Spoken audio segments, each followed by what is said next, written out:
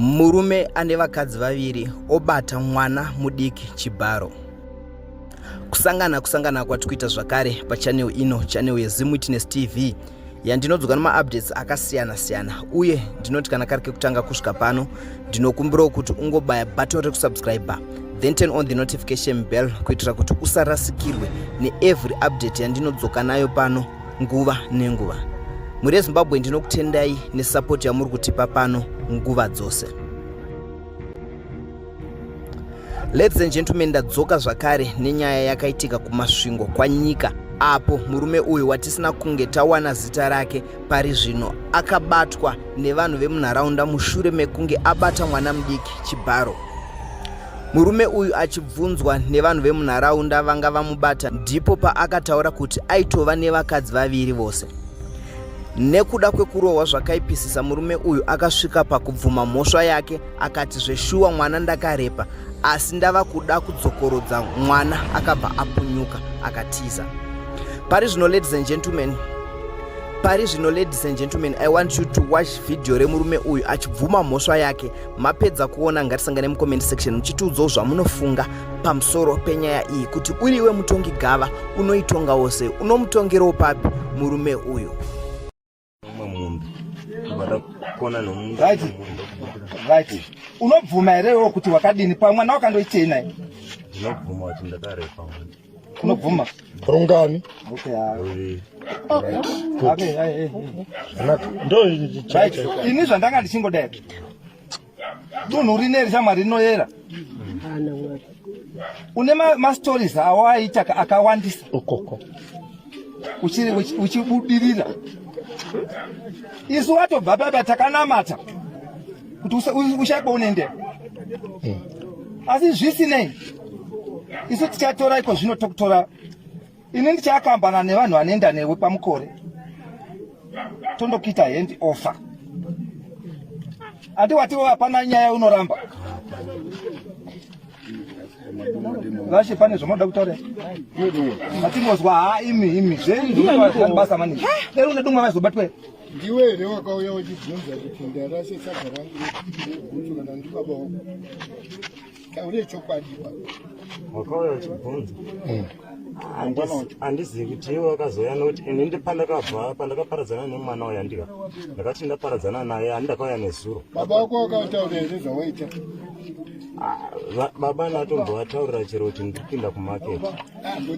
Wabva kuti ndakazepa wakaudza. Ndabva kuno kana atomboataura, ndakarongoti kusvika ndichibva ndarara. Ndichimuka mangwana makuseni ndichibva ndataudza. Right, panapa pano umwe here wakutevera hama yako? Panapa pana, asi vanogona kutevera, asi havana kuziva kuti taenda kupa, asi ndavaudza kuti anogona kutevera ndiani? Baba. Une mudzimai? Vanotevera ndibaba nemukuwasha wangu. Une mudzimai here? Vaviri. Saka iwe uchicho mwono mimi. Okay. No problem. Rugare vanhu vamwari. Rugare. Right. Ko pakuparadzana kwemwana akakutiza akati ndiwakamuti chidzoke. Makaparadzana sei? Ndokuda inini kuti chini? Indoda kuti utaure chokwadi. Ndakampa phone anditi. Wakafona iwe? Ukandaenda kundororwa? Ndichibva ndampa phone. Ndapa phone ndichibva ndamudza kuti vataurira kuti ndaenda kundodini. Kundowanikwa kwaMutare. Ndozvandakamutaurira. Iye echibva ati nokuti nhamba dzako dzese tinazvo. Echibva ndamupa phone yacho echibva. Andinobvira kuti wapedza kumurepa akazouya sei? Ndakafamba kundosvika kusvika kurodhi pane Govano yekubva unoke kundopinda pane Govano yayo. Okay. Techindopinda parodhi yapane Govano yayo. Ndo paiva nomumwe murume waibva pane Govano ichikwidza kuenda. Akakudzingirira here? Hana. Wakamuti chinda here? Ndomubvunza wangu, wakamuti chinda kuti akakutiza iwe uchada kudzokorora? Akanditiza. Akapukunyura muroko, akabuda akabvisa muroko mangu pana ndati hande naye kumba. Waida urore? Kune vakadzi vako. Kanzi ndikumurambobvunza. Waida urore? Ndikumurambobvunza kanzi. Ndikumurambobvunza. Pane zvimwe ndezvawakamboita muno mudunhu muno. Zvisiri izvi. Muno mungori nezvi. Kuno ndakatotanga kutokufambira pandakaenda kumarket papo ndichibva ndati ndoda kuinda ndakadai ne